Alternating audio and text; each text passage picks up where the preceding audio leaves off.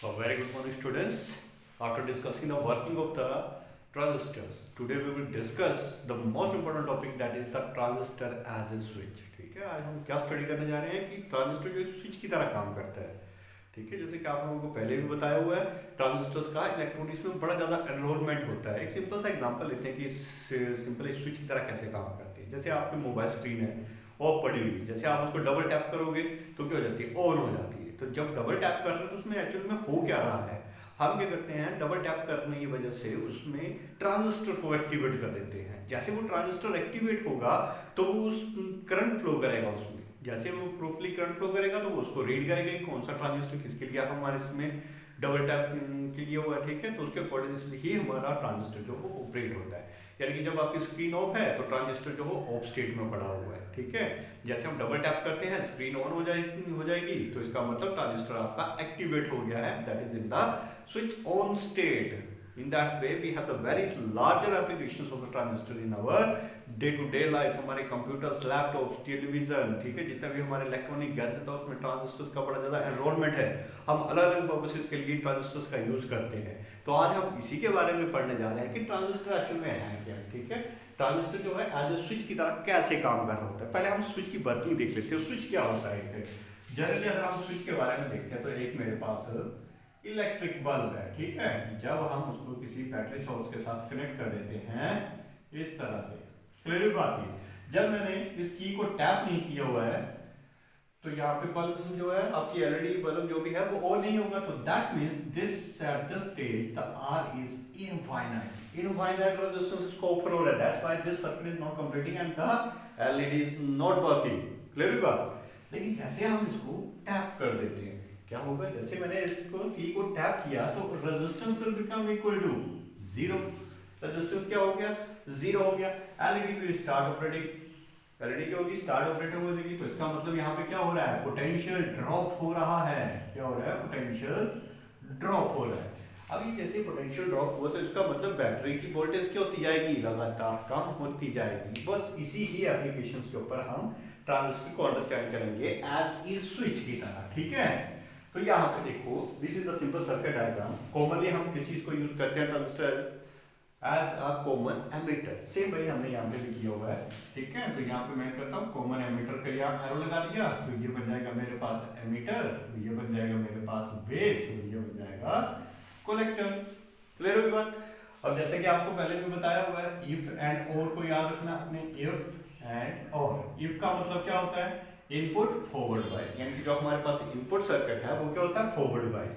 और output circuit जो होता है हमारे पास वो क्या होता है, रिवर्स बायस होता है. ठीक है, तो देखो इसके अकॉर्डिंग मैंने क्या किया, यहाँ पे इसको इनपुट दे दिया. तो ये कौन सा ट्रांजिस्टर हम यूज कर रहे हैं, एनपीएन, करंट एन की तरफ जा रहा है. ठीक है, तो सेंटर में हमारे पास पी बना.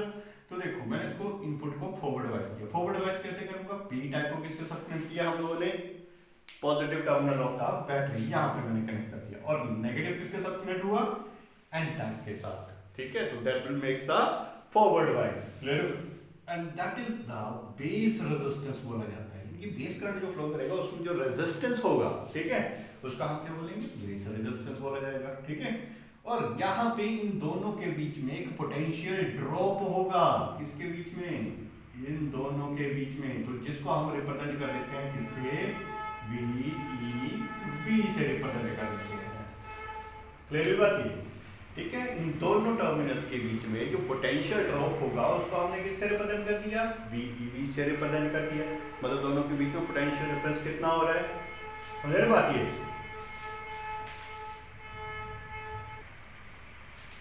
अच्छा सॉरी फॉर द डिस्टर्बेंस. तो यहाँ पे क्या आएंगे, ये इसमें पोटेंशियल ड्रॉप हो रहा है. तो हमने ये सर्किट स्टडी कर लिया, that is the input circuit. और इसका हमने क्या किया हुआ है, फॉरवर्ड बायस. अब बात कर लेते हैं इसमें आउटपुट सर्किट में. आउटपुट सर्किट में देखो रिवर्स बायस करना हमने, ओ आर. आउटपुट सर्किट किसको देना हमने, रिवर्स बायस देना. तो रिवर्स बायस कैसे देंगे, देखो यहाँ पे एन टाइप को जब मैं कनेक्ट कर दूंगा किसके, positive terminal of the battery. किसके साथ कनेक्ट कर दूंगा, positive terminal of the battery. तो ये क्या बन जाएगा, रिवर्स बायस. ठीक है, तो यहाँ पे ये हमारे पास क्या बन गया, रिवर्स बायस बन जाएगा. और यहाँ पे भी देख सकते हो आप, एन टाइप इसके साथ कनेक्ट हो रहा है, negative terminal of the battery. समझ रहे बात नहीं. ठीक है, तो ये बन गया हमारे पास रिवर्स बायस. और यहाँ पे जो रेजिस्टेंस होगा that will be represented as R C से हम इसको रिप्रेजेंट करेंगे, ठीक है, and that battery is represented as VCC, ठीक है, जो हमारे पास कलेक्टर वोल्टेज बैटरी सप्लाई होगी। उसी तरह से यहाँ पे VVB बेस वोल्टेज बैटरी जो हमारे पास यहाँ पे सप्लाई करवाएंगे। अब देखो यहाँ पे कलेक्टर और emitter both will be act as the output, किसकी तरह काम करेंगे, आउटपुट, यानी कि हमने यहाँ से इनसे आउटपुट गेन करना है इन दोनों सर्किट के बीच में। क्लियर हुई बात ये?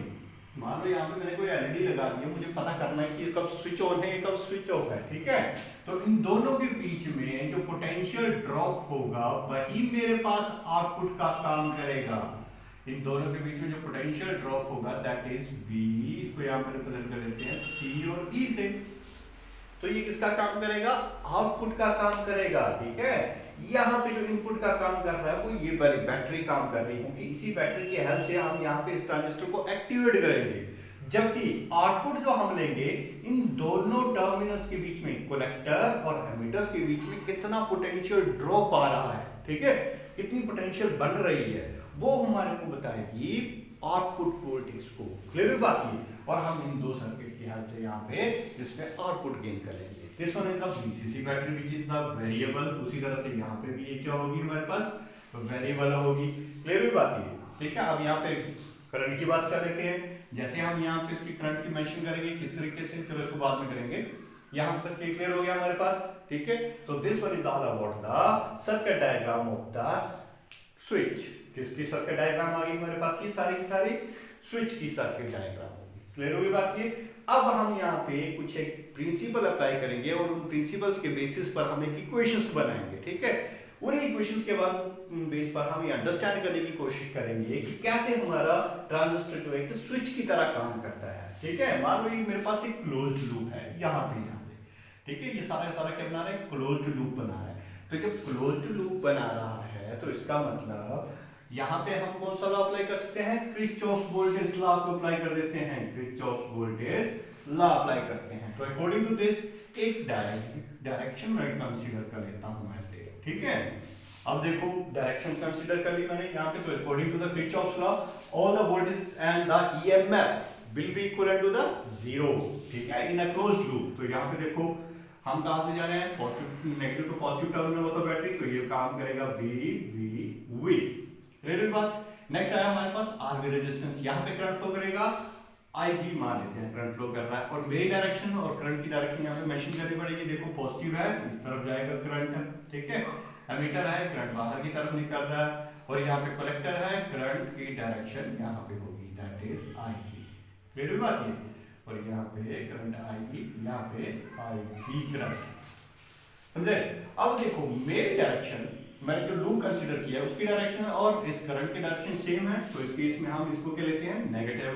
तो ये बन जाएगा IB RB, base current resistance of the base, यानी कि जो बेस में रेजिस्टेंस होगा। क्लियर बात। नेक्स्ट एक और वोल्टेज आई, कहां पे, ये वोल्टेज ड्रॉप हुई इस सर्किट के बीच में, बेस और एमिटर के बीच में जो वोल्टेज ड्रॉप हो रही थी, ठीक है, उसको रिप्रेजेंट कर रहे हैं VEB।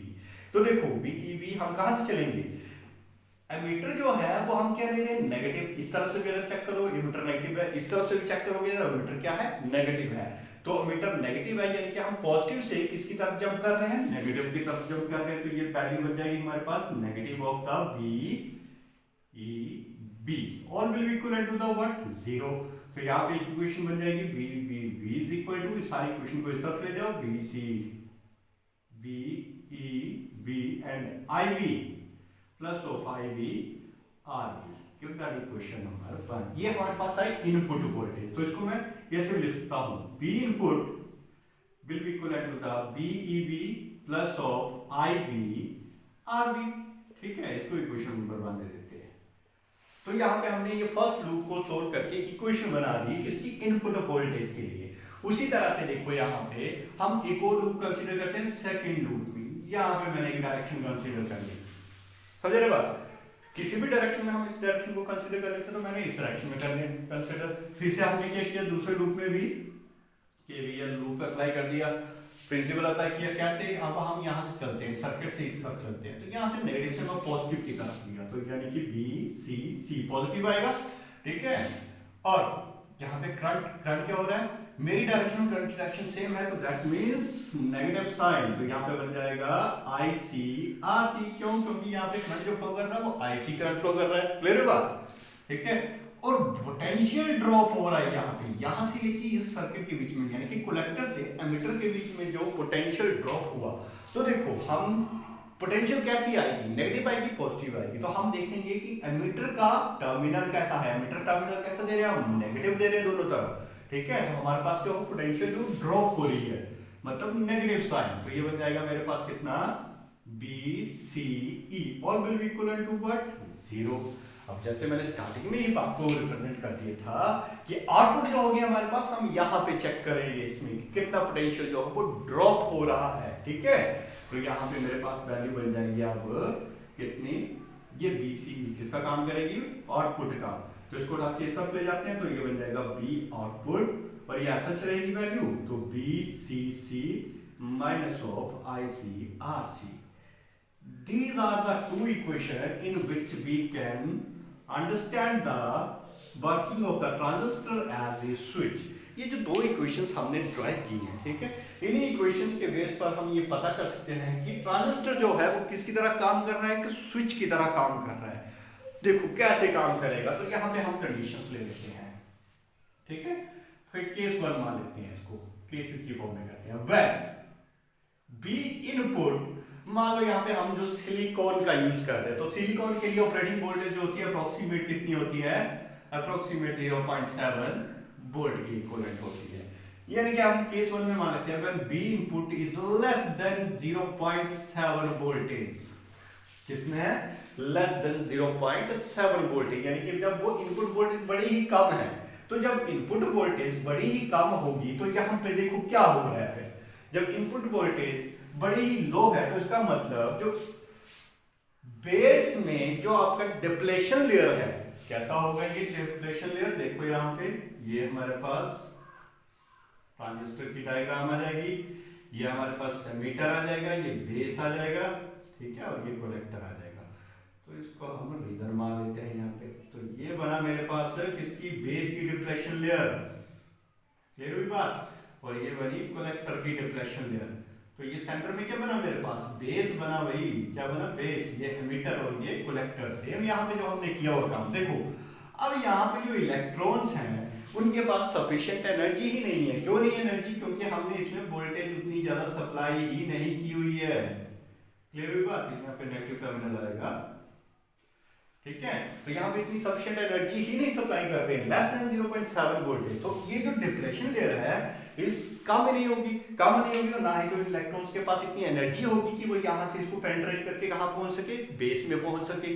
ठीक है, तो जब इनके पास एनर्जी नहीं होगी तो यानी कि ये इलेक्ट्रॉन्स मूव नहीं करेंगे बेस में, बेस तक पहुंचेगी नहीं वो। जब वो बेस में नहीं पहुंचेगी तो इसका मतलब क्या हुआ, they will not constitute the any kind of the current. ठीक है, जब ये करंट कंस्टिट्यूट नहीं कर रहे हैं, यानी कि IB की वैल्यू कितनी है, 0 है, IB की वैल्यू कितनी है, 0 है। जब IB की वैल्यू हमारे पास यहाँ पे किसके बराबर है, 0 के बराबर है, यानी कि बेस करंट ही नहीं बना तो इलेक्ट्रॉन्स यहाँ से पहुंच कलेक्टर में तो पहुंचे ही नहीं। जब बेस में नहीं पहुंचे इलेक्ट्रॉन तो कलेक्टर में कहां से पहुंच जाएंगे, समझ रहे बात ये, क्योंकि करंट तभी कंस्टिट्यूट होता है जब यहाँ से इलेक्ट्रॉन एफिशिएंट एनर्जी लेकर के चलते हैं। ठीक है, और जिनके पास काइनेटिक एनर्जी ज्यादा होती है वो इस पोटेंशियल बैरियर को क्रॉस करके कहां पे पहुंचते हैं, कलेक्टर में पहुंच जाते हैं, तब वो करंट को कंस्टिट्यूट करते हैं। अरे भाई जब बेस में ही इलेक्ट्रॉन्स नहीं पहुंचे तो कलेक्टर में कहां से पहुंचेंगे, तो इसका मतलब क्या हुआ, कलेक्टर करंट भी किसके बराबर हुआ, 0 के बराबर। ठीक है, कलेक्टर करंट किसके बराबर हुआ, 0 के बराबर। तो इसका मतलब आउटपुट पोटेंशियल जो है वो किसके बराबर हुई, according to this equation IC की वैल्यू किसके बराबर है, 0 के बराबर है। ठीक है, IC की वैल्यू जो 0 है तो इसका मतलब क्या हुआ, BCC आउटपुट जो हमें मिल रही है वो सिर्फ और सिर्फ ये जो हमने DC बैटरी जो लगाई है उसी की वजह से मिल रही है। या तो फिर इसको दूसरी लैंग्वेज में हम अंडरस्टैंड कर सकते हैं कि यहाँ पे कोई भी पोटेंशियल ड्रॉप नहीं हुआ। क्यों नहीं हुआ, अरे करंट तो फ्लो ही नहीं किया। जब करंट फ्लो नहीं किया तो मतलब कोई पोटेंशियल ड्रॉप नहीं हुआ, पोटेंशियल ड्रॉप नहीं हुआ मतलब हमारे पास आउटपुट 0 है। समझ रहे बात की, तो यहाँ पे हम इस कंडीशन को ऐसे रिप्रेजेंट कर सकते हैं, बी आउटपुट, यहाँ पे इनपुट जब हमारे पास दी हुई है तो आउटपुट जो वो मैक्सिमम किसकी आउटपुट है, हम जो आउटपुट ले रहे हैं वो ये वाली नहीं है, बीसीसी आउटपुट जो है हमारे पास जो है वो मैक्सिमम आ रही है, ठीक है, यानी कि बीसीसी की वैल्यू जो वो मैक्सिमम जा आ रही है हमारे पास यहाँ पे, कोई इसमें रिस्पॉन्ड नहीं आ रहा है। अरे सिंपल सी बात है, अगर हमारे पास कोई पोटेंशियल ड्रॉप नहीं होगा तो हम आउटपुट कैसे देखेंगे। मान लो एक कंसीडर करते हैं कि मैंने एक बैटरी यूज की है, ठीक है, ये बैटरी के 2 टर्मिनल्स है, मैंने इनके साथ क्या किया हुआ है, एक एलईडी को लगा दिया हुआ है। 1 घंटे बाद आकर के मैं चेक करता हूँ कि इस पोटेंशियल कितना बचा बैटरी में। पोटेंशियल ऐसा मान लेते हैं जो स्टार्टिंग में था 1.5 वोल्ट, तो 1 घंटे बाद आके देखा तो मैंने पोटेंशियल 1.5 वोल्ट ही नोट किया। तो इसका मतलब क्या हुआ, तो पोटेंशियल में तो कोई ड्रॉप ही नहीं हुआ, ड्रॉप नहीं आया तो मतलब करंट नहीं फ्लो किया था, यहाँ पे एलईडी तो जल ही नहीं थी, करंट नहीं फ्लो किया था, पोटेंशियल उतना का उतना ही रहेगा। लेकिन जब मैं इसको स्विच ऑन कर देता हूँ, जैसे ही करंट फ्लो करेगा तो पोटेंशियल क्या होता जाएगा, ड्रॉप करता जाएगा। अरे सेम यही काम यहाँ पे हो रहा है, ये बैटरी मैंने यहाँ पे लगाई है, जब इस बैटरी में कोई पोटेंशियल ड्रॉप नहीं हो रहा है मतलब आउटपुट नहीं मिल रही है, आउटपुट सिर्फ और सिर्फ इसी बैटरी की वजह से मिल रही है। क्लियर बात है, ठीक है, किस बैटरी की वजह से मिल रही है, इसी बैटरी की वजह से। तो इसका तो मेरे को पास कोई काम नहीं है क्योंकि आईसी का पोटेंशियल ड्रॉप तो हुआ ही नहीं, ठीक है। तो ट्रांजिस्टर जो है कोई यहाँ पे ऑपरेट ही नहीं कर रहा है, आईबी की वैल्यू इतनी 0 है, आईबी की वैल्यू मतलब उसमें इतना ज्यादा करंट फ्लो नहीं कर पा रहा है, तो आईसी की वैल्यू कितनी है, 0 ही है। तो in this case the output will be maximum. किसकी output, when BCC is high, इसको यहाँ पे हम ऐसे लिखते हैं, बीसीसी इज हाई। अगर बीसीसी की वैल्यू हाई है तो इसका मतलब आउटपुट जो है वो किसके बराबर है, 0, ठीक है। तो यहाँ पे हम ले लेते हैं बीसीसी वैल्यू, बीसीसी हाई तो मतलब आउटपुट की वैल्यू कितनी हुई, 0 हुई, आउटपुट तो कुछ मिला ही नहीं हम लोगों को। क्लियर बात ये, ठीक है। केस 2 में आ जाते हैं, अब हम केस 2 स्टडी करते हैं। देखो क्या हुआ, व्हेन इनपुट वोल्टेज, इस वोल्टेज को आप वेरी किया आपने, जब वेरी किया तो इसका मतलब क्या हुआ, इनपुट वोल्टेज राइज अप कर दी, मान लो अप्रोक्सीमेट किसके बराबर होगी, यहाँ पे ग्रेटर देन मान लेते हैं, ग्रेटर देन 0.7 वोल्टेज। अब यहाँ पे क्या हुआ, ये डिप्लेशन लेयर खत्म हो गई क्योंकि इसकी पोटेंशियल था कितना, 0.7 था। जैसे मैंने 0.7 वोल्टेज यहाँ पे प्रोवाइड करवा दी इनपुट में, ठीक है, इनपुट में प्रोवाइड करवा दी, यानी क्या इन इलेक्ट्रोड्स के पास इतनी सफिशिएंट एनर्जी आ गई है कि उस डिफ्लेक्शन लेजर को क्रॉस करके कहां पे क्रॉस करेंगे, बेस में। जैसे वो बेस में अप्रोच कर रहे हैं तो जिन इलेक्ट्रॉन्स के पास काइनेटिक एनर्जी ज्यादा होगी, जिनके पास अपनी एनर्जी ज्यादा होगी, वो क्या करेंगे, पेनिट्रेट करके कहां पहुंच जाएंगे, कलेक्टर रीजन में।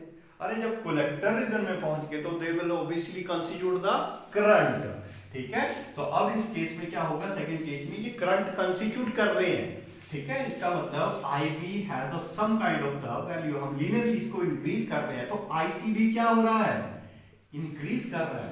अरे ट्रांजिस्टर पूरा का पूरा ऑपरेट होने शुरू हो गया, क्यों, क्योंकि अब इलेक्ट्रॉन्स के पास उतनी एनर्जी आ गई, तो क्या हुआ, ये कलेक्टर में भी पहुंच रहे हैं इलेक्ट्रॉन्स, तो ये कलेक्टर में पहुंच रहे तो मतलब करंट कंस्टिट्यूट कर रहे हैं। अब जैसे ये करंट कंस्टिट्यूट करेंगे तो क्या होगा, अकॉर्डिंग टू दिस इक्वेशन आ जाओ अभी यहाँ पे, हमने ये आउटपुट की इक्वेशन बनाई है, तो इसका मतलब क्या हुआ, B output will comes out to be, IC की वैल्यू बढ़ी, आईसी की वैल्यू इंक्रीज हुई और बीसीसी की वैल्यू क्या होती जाएगी, ड्रॉप होती जाएगी, ठीक है।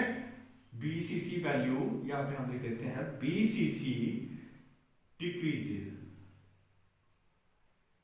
ठीक है, and B output increases. VCC की वैल्यू ड्रॉप हुई, क्यों ड्रॉप हुई, देखो आईसी की वैल्यू बढ़ी ना, समझे बात, आईसी की वैल्यू बढ़ी तो आईसी जो है वो नेगेटिव है। अगर मान लो मेरे पास टोटल वोल्टेज बैटरी थी 7 वोल्ट की, मान लेते हैं 7 वोल्ट की बैटरी थी, अब जैसे ही करंट की वैल्यू यहाँ पे आएगी तो यहाँ पे क्या हो रहा है, आईसी के थ्रू पोटेंशियल ड्रॉप हो रहा है, मान लो वो कितना आ रहा है, 1 वोल्ट का आ रहा है, तो बीसीसी की वैल्यू को इसने क्या कर दिया, कम कर दिया। जितना ज्यादा आईसी करंट फ्लो करेगा उतना ही ज्यादा पोटेंशियल क्या होता जाएगा, ड्रॉप होता जाएगा और उतनी ही एफिशिएंट हमें आउटपुट मिलती जाएगी, समझ रही बात ये। तो बीसीसी क्या किया, डिक्रीज कर दिया, तो B input sorry output, B output जो है वो क्या हो रही, इंक्रीज हो रही है, अब आउटपुट की वैल्यू क्यों बढ़ रही है, इंक्रीज हो रही है, ठीक है, अकॉर्डिंग टू दिस इक्वेशन। ये बात समझ आ गई सभी को, ठीक है। पहले बीसीसी फर्स्ट केस में क्या था, बीसीसी की वैल्यू आईसी की वैल्यू 0 थी, तो बीसीसी 7 वोल्ट पूरा पूरा दे रहा था, ठीक है। तो हमें उससे दौड़ना चाहिए था, हमें तो पोटेंशियल ड्रॉप चाहिए था, तभी हम बोल पाएंगे कि ट्रांजिस्टर जो एक्टिवेट है कि नहीं है। लेकिन जैसे आईसी की वैल्यू आई हमारे पास सेकंड केस में, आईसी की वैल्यू बढ़ी, तो यहाँ पे क्या हुआ, क्योंकि आईबी की वैल्यू बढ़ी, आईसी की वैल्यू लीनियरली बढ़ेगी उसके अकॉर्डिंग सी, तो उसके अकॉर्डिंगली आईसी की वैल्यू बढ़ रही है, मान लो वो 1 वोल्ट है, तो उसने क्या किया, बीसीसी की वैल्यू को कम कर दिया, मतलब there is some kind of the potential drop, and that drop will be linearly, यानी कि ये ड्रॉप जो है कुछ लीनियर होता जाएगा ऐसे। फिर एक स्टेज ऐसी आती है, हम यहाँ पे इसको वेरी करते रहेंगे, ठीक है, वेरी करते रहे, लेकिन अब ये लीनियरली रिस्पॉन्ड नहीं करेगा इस इनपुट वोल्टेज को आईसी करंट, यानी कि यहाँ पे जिस केस में यहाँ पे मैं कर रहा था, जैसे जैसे इनपुट वोल्टेज को इंक्रीज कर रहा था वैसे वैसे ही आईसी करंट बढ़ रहा था, आईसी करंट बढ़ रहा था, तो मतलब कि ट्रांजिस्टर क्या हो रहा था, इसके आउटपुट वोल्टेज क्या होता है, ड्रॉप हो रहा था, आउटपुट मिल रही थी हमें, ठीक है।